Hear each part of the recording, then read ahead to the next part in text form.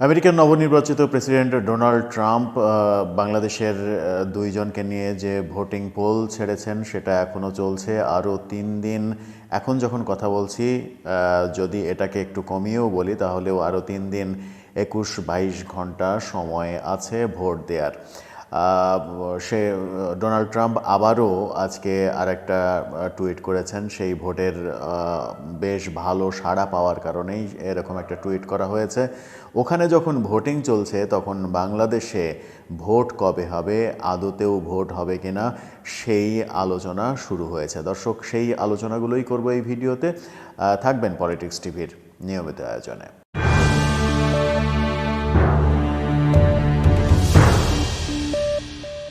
বলছিলাম আমেরিকার নবনির্বাচিত প্রেসিডেন্ট ডোনাল্ড ট্রাম্পের কথা। ডোনাল্ড ট্রাম্প শেখ হাসিনা এবং ডক্টর মোহাম্মদ ইউনূসকে নিয়ে একটা ভোটিং পোল ছেড়েছেন।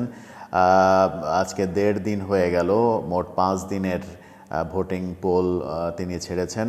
এখনও 3 দিন, প্রায় 20-22 ঘন্টা মতো সময় হাতে রয়েছে। বলা যায় যে আরও 4 দিন সময় রয়েছে। এই 4 দিনের মধ্যে আপনারা ডক্টর মোহাম্মদ ইউনূসের পক্ষে কিংবা শেখ হাসিনার পক্ষে ভোট দিতে পারবেন। ডোনাল্ড যে ট্রাম্প আপডেট, তার অফিস থেকে যে আইডিটা, এক্স হ্যান্ডেলে আইডিটা চালানো হয়, সেই আইডিতে গিয়ে এখন পর্যন্ত আমরা যখন এই ভিডিওটা করছি তখন রাত 8:30 মতো। সেই সময় পর্যন্ত দেখা যাচ্ছে যে তার ছাড়া ভোটিং পোলে যেখানে তিনি লিখেছেন let's vote for Bangladesh PM, সেখানে শেখ হাসিনা এবং মোহাম্মদ ইউনূসের ভোটিং পোল চলছে। 24,877 জন এখন পর্যন্ত ভোট দিয়েছেন। সেই ভোটে শেখ হাসিনা 73% ভোট পেয়েছেন, ডক্টর মোহাম্মদ ইউনূস 27% ভোট পেয়েছেন। এই হচ্ছে এখন পর্যন্ত ভোটের রেজাল্ট। আরও 3 দিন 22 ঘন্টা মতো, মানে 4 দিন এখনও সময় রয়েছে। যারা যাকে পছন্দ করেন তার পক্ষে ভোট দিতে পারেন। আপনাদের ভোটিংয়ের সুবিধার্থে ডোনাল্ড জে ট্রাম্পের এই অফিস আইডিটা, যে আইডি তার নির্বাচনী সময়ে চালু করা হয়েছে এবং নির্বাচনী টিম যে আইডিটা পরিচালনা করে, সেই আইডিটার লিঙ্ক আমরা ডিসক্রিপশন বক্সে দিয়ে রাখছি। আপনারা ইচ্ছা করলে সেই আইডিতে ঢুকে এই ভোটিং পোলে গিয়ে ভোট দিতে পারবেন যাকে ইচ্ছা তাকে। সেখানে আপনাকে কেউ নিষেধ করবে না, বিধিনিষেধ আরোপ করবে না যে একে ভোট দেন, ওকে ভোট দেন। আপনার পছন্দের প্রার্থীকে আপনি ভোট দিতে পারবেন। ডোনাল্ড ট্রাম্প যখন বাংলাদেশের দুইজনকে নিয়ে, শেখ হাসিনা এবং ডক্টর মোহাম্মদ ইউনূসকে নিয়ে ভোটিং পোল ছাড়লেন, ডোনাল্ড ট্রাম্পের টিম এই ভোটিং পোল ছেড়েছেন এবং এটা নিয়ে বেশ টুইট হচ্ছে। আজকেও টুইট হয়েছে। আজকে টুইটে বলা হয়েছিল যে অভাবনীয় সাড়া পড়ছে এইটাতে। আমরা দেখছি প্রায় 25,000 মতো ভোট পড়ে গেছে। সেই ভোট নিয়ে যখন উৎসাহ তৈরি হচ্ছে, ঠিক তখন বাংলাদেশে ভোট হবে কিনা সেই আশঙ্কা তৈরি হচ্ছে। বাংলাদেশে ভোট হবে কিনা সেই আশঙ্কা কেন তৈরি হচ্ছে সেটা একটা বড় বিষয়। বিএনপি মহাসচিব মির্জা ফখরুল ইসলাম আলমগীর বলছেন, আমাদের মাথার উপর এখনও বিপদ এখনও কাটেনি, নানা রকম বিপদ। কি বিপদ আসলে তাদের মাথার উপরে, সেটা আলোচিত হচ্ছে। তিনি যেটা বলছেন সেটা হচ্ছে যে ডিসেম্বরের মধ্যে তিনি না, বিএনপির স্থায়ী কমিটি থেকে সিদ্ধান্ত হয়েছে, স্থায়ী কমিটির মিটিংয়ে, সর্বোচ্চ ফোরামের মিটিংয়ে সিদ্ধান্ত হয়েছে এই সরকারকে ডিসেম্বরের মধ্যেই নির্বাচনের রোডম্যাপ ঘোষণা করতে হবে। অর্থাৎ নির্বাচন কবে হবে, কখন করবে, কিভাবে করবে, এই রোডম্যাপ ঘোষণা করতে হবে ডিসেম্বরের মধ্যেই। এটা বিএনপির স্থায়ী কমিটির সিদ্ধান্ত। এই সিদ্ধান্ত সরকারকে জানিয়ে দেয়া হবে। বিএনপির পক্ষ থেকে এইটা হচ্ছে অনেক বড় একটা আপডেট।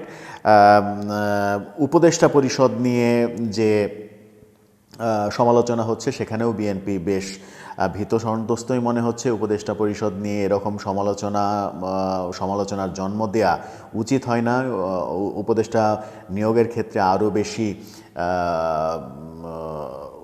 অপেক্ষাকৃত বুদ্ধিদীপ্ত, বুদ্ধিমানের মতো কাজ করা উচিত, আরও বেশি হিসেবি হওয়া উচিত, সেরকমটাই বলার চেষ্টা করছে। চট্টগ্রাম বিভাগ থেকেই 13 জন উপদেষ্টা নিয়োগ করা হয়েছে, সেটা নিয়ে বৈষম্য চলছে, এই আলোচনাও চলছে। এদিকে যমুনা সেতু ব্লকেড কর্মসূচি ঘোষণা করা হয়েছে। উত্তরবঙ্গের উপদেষ্টা নিয়োগ না দিলে উত্তরবঙ্গে একজনও উপদেষ্টা করা হয়নি। এরকম অবস্থায় নির্বাচন নিয়ে সবথেকে বেশি যখন আলোচনা হচ্ছে তখন ভারতের বিভিন্ন সংবাদ মাধ্যম, বিভিন্ন সাংবাদিক একটা তথ্য দিচ্ছে, সেটা হচ্ছে ভারতের স্বরাষ্ট্রমন্ত্রী অমিত শাহর সঙ্গে বিএনপি নেতা আমির খসরু মাহমুদ চৌধুরী দেখা করেছেন দিল্লিতে সম্প্রতি। দিল্লিতে দেখা করার একটা ছবিও ভারতীয় বিভিন্ন গণমাধ্যমে প্রকাশিত হয়েছে। ছবিটা দেখতে পারেন আপনারা। সেই ছবিতে দেখা যাচ্ছে অমিত শাহ বসে আছেন তার টেবিলের উপরে তার চেয়ারের হাতলের উপরে চায়ের কাপ, এবং তিনি অন্যদিকে ঘুরে আছেন। আমির খসরু মাহমুদ চৌধুরী একটু মাথাটা হেলে তার দিকে তাকিয়ে রয়েছেন। অমিত শাহর সঙ্গে তার কোনো আই কন্ট্যাক্ট নেই। সেরকম একটা পরিস্থিতিতে তাদের মধ্যে আলোচনা হয়েছে প্রায় 17 মিনিট মতো তারা নাকি আলোচনা করেছেন, এরকম খবরও বলা হচ্ছে ভারতীয় বিভিন্ন সংবাদ মাধ্যমে। তারা কি নিয়ে আলোচনা করলেন সেটা একটা রহস্যের ব্যাপার। বিএনপি নেতা কেন স্বরাষ্ট্রমন্ত্রী ভারতের অমিত শাহর সঙ্গে দেখা করবেন, নাকি এই ছবিটা সত্য নয়, এআই দিয়ে তৈরি করা ছবি? ছবির রেজুলেশনের যে অবস্থা তাতে এআই দিয়ে তৈরি করা ছবি হলে আরও ভালো স্মার্ট রেজুলেশনের হওয়ার কথা, সেটাও একটা অবজারভেশন হতে পারে। সব মিলিয়ে মনে হচ্ছে যে বিএনপি একটা বড় ধরনের সংকটের মধ্যেই রয়েছে, শঙ্কার মধ্যেই রয়েছে নির্বাচনকে কেন্দ্র করে। ইউনূস সরকার নির্বাচন দেবেন কিনা, এর মাঝে সংবিধানে গণভোটের ব্যাপার আনা হচ্ছে, এমনটাও আজকে অ্যাটর্নি জেনারেল বলেছেন। গণভোটের প্রসঙ্গ কেন আনা হচ্ছে? আবার সেই সামরিক শাসনের সময়কার মতো হা না ভোট হবে কিনা, ইউনূস সরকারকে আপনি চান কি চান না, এরকম হা না ভোট হবে কিনা, সেই ভোটের মাধ্যমে এই সরকার অনেক দিন ক্ষমতায় থাকতে চায় কিনা, এই আলোচনাগুলো কিন্তু সমাজের বিভিন্ন শ্রেণীতে চলছে। আমেরিকাতে ডোনাল্ড ট্রাম্পের টিম যখন শেখ হাসিনা এবং ডক্টর ইউনূসের পক্ষে বিপক্ষে ভোটিং পোল ছাড়ছেন, তখন বাংলাদেশে যে দেশকে নিয়ে সেটা হচ্ছে, সেই দেশে নির্বাচন হবে কিনা, কবে নাগাদ নির্বাচন হবে, গণতান্ত্রিক সরকার আসবে কিনা, সেই আলোচনাগুলো হচ্ছে। দর্শক, যে প্রসঙ্গগুলো তুলে আনলাম সেই প্রসঙ্গগুলোকে কি আপনি রিলেট করতে পারেন? সে রিলেট করতে পারলে আপনার কাছে কি মনে হচ্ছে, পরিস্থিতি কোন দিকে যাচ্ছে, মতামত জানিয়ে লিখতে পারেন। আর একটা কথা আবারও স্মরণ করিয়ে দিই, ডোনাল্ড ট্রাম্পের টিম যে ভোটিং পোল ছেড়েছে, আপনি শেখ হাসিনাকে বাংলাদেশের প্রধানমন্ত্রী হিসেবে দেখতে চান নাকি ডক্টর মোহাম্মদ ইউনূসকে প্রধানমন্ত্রী হিসেবে দেখতে চান, সেই ভোটিং পোলের সেই আইডির লিঙ্ক ডেসক্রিপশন বক্সে দিয়ে রাখছি আমরা।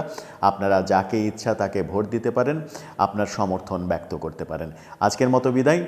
ভালো থাকবেন, আমাদের সঙ্গে থাকবেন, এই প্রত্যাশা।